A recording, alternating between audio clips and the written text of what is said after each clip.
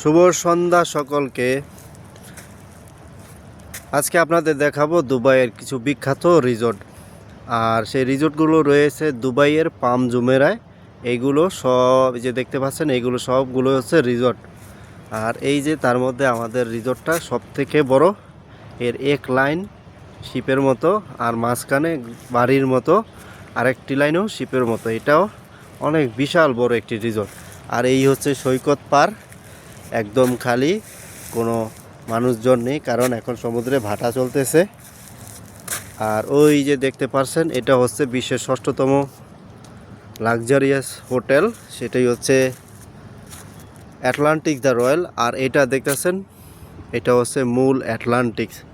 আর এই হচ্ছে রাতের ঝিকিমিকি শহর, রাতের পান ভোমরা দুবাই শহর। দুবাইতে না আসলেই কেউ বুঝতেই পারবেন না যে রাত কতটা সুন্দর হয়।